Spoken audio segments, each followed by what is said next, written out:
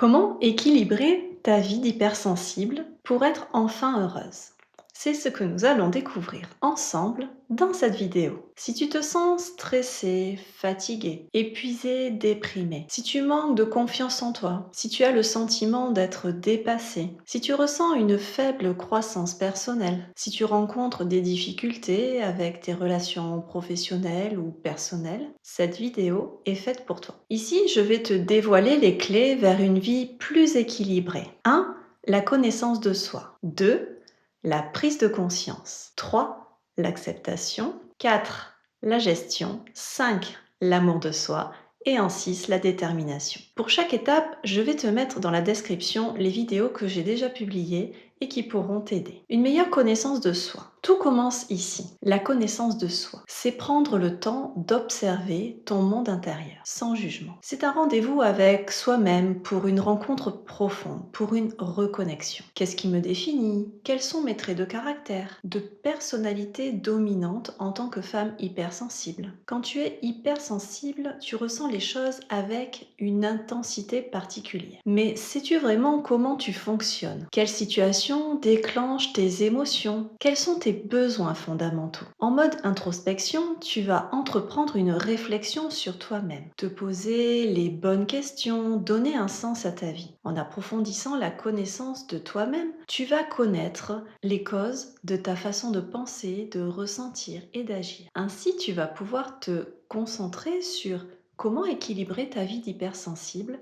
au-delà des habitudes et des influences de ton environnement. Grâce à l'écriture, la méditation ou des exercices simples pratiques de sophrologie, tu vas apprendre à identifier tes réactions, tes déclencheurs, tes ressources. Tu vas mettre en évidence tes sentiments, tes faiblesses, tes atouts et tes limites. Tu peux ainsi savoir ce que tu veux dans la vie et ce dont tu as besoin. Plus tu te connais, plus tu reprends le pouvoir sur ta vie.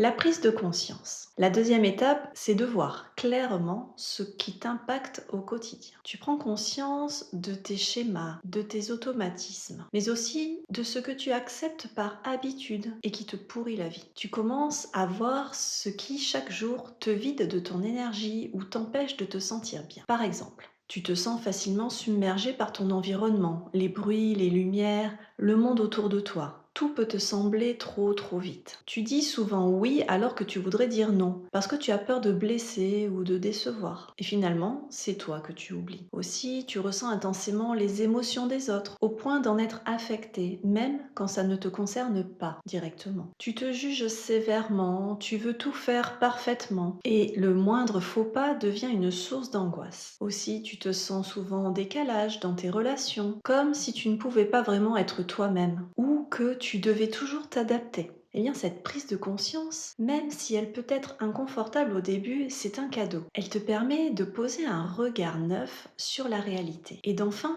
te donner la possibilité de la transformer. La pratique de la sophrologie optimise les prises de conscience. Lorsque tu apprends à détendre ton corps et ton mental pour prendre de la distance avec tes émotions et tes préjugés, tu te concentres sur l'écoute de tes ressentis, de tes sensations telles qu'elles se présentent, sans jugement, avec bienveillance. Prendre conscience, c'est comme allumer une lumière dans une pièce sombre. Tu commences à voir ce qui doit changer pour retrouver un équilibre.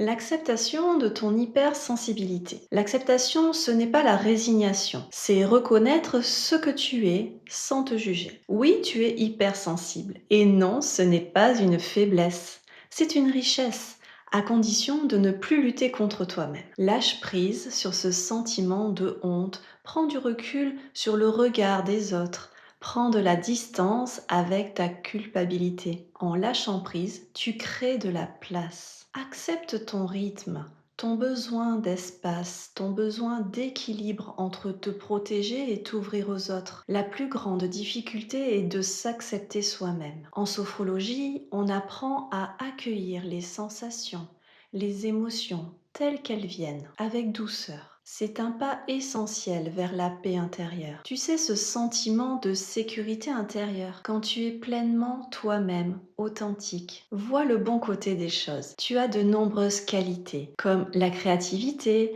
l'écoute bienveillante, l'empathie, l'intuition, la passion d'entreprendre un projet à 100%, 200%, le sens du détail, la subtilité, l'originalité, la compassion, la capacité à apprécier la beauté. Finalement, accepte ton hypersensibilité et assume-toi pleinement pour devenir responsable de ta vie. La gestion de ton hypersensibilité. Une fois que tu as accepté ton hypersensibilité, tu peux apprendre à mieux la gérer au quotidien. Cela passe par des outils concrets de sophrologie et de développement personnel pour apprendre à poser tes limites, savoir dire non sans culpabiliser, gérer le stress, réguler les surcharges émotionnelles, organiser ton quotidien pour ne pas t'épuiser, favoriser un sommeil réparateur, te ressourcer au calme chez toi ou en pleine nature, t'entourer de personnes bienveillantes, te recentrer sur toi-même, explorer ta créativité, écouter ton intuition, utiliser l'art pour t'exprimer avec l'écriture, la photographie, la peinture, la musique. La maîtrise de ton hypersensibilité, c'est ton trousseau de clés, celui que tu construis petit à petit pour vivre ta sensibilité comme un atout et non un fardeau. Ce n'est pas facile, c'est un travail de tous les jours.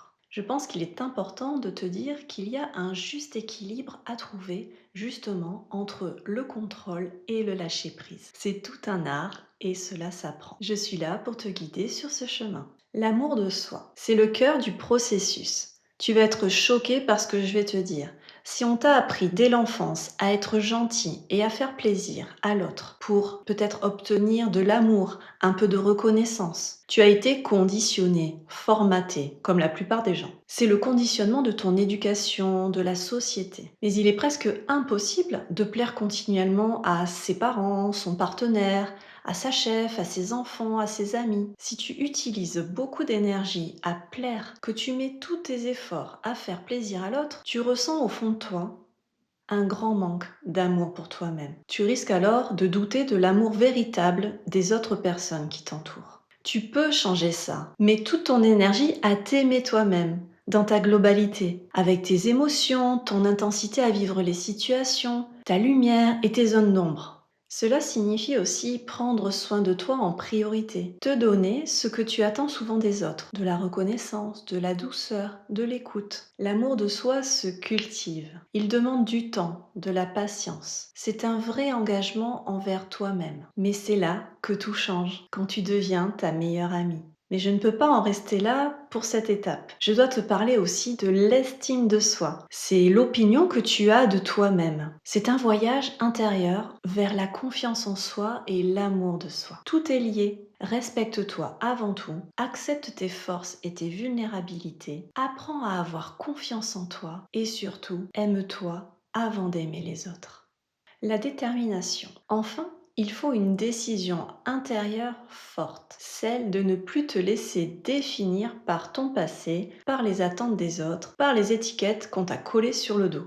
Tu choisis de te mettre en mouvement, de te respecter, de construire une vie alignée avec qui tu es. Pour cela, tu te mets en action vers le changement pour déployer tes capacités et faire émerger toutes tes compétences. Ainsi, tu rassembles toutes les conditions pour atteindre ton but, tes objectifs de vie en fonction de tes priorités. La détermination, c'est une énergie douce mais puissante qui te pousse à avancer un pas après l'autre avec confiance. Ces 6 étapes, la connaissance de soi, la prise de conscience, l'acceptation, la gestion de ton hypersensibilité, l'amour de soi et la détermination, sont un chemin. Il n'y a pas d'ordre parfait, pas de timing imposé. L'essentiel, c'est d'avancer à ton rythme avec bienveillance. Et souviens-toi, tu n'as pas à changer qui tu es pour être heureuse. Tu dois simplement te retrouver, te reconnecter à toi pour savoir qui tu es vraiment. Si cette vidéo t'a parlé, si tu t'es reconnu dans ce que je t'ai partagé, je t'invite à mettre un pouce bleu et à t'abonner à la chaîne, à activer la petite cloche pour ne rien manquer. Je publie régulièrement du contenu pour t'aider à mieux vivre ton hypersensibilité avec douceur et confiance. Et surtout, dis-moi en commentaire, quelle étape te parle le plus en ce moment? Où en es-tu sur ton propre chemin? Merci d'avoir été là, prends soin de toi et à très vite pour une nouvelle vidéo.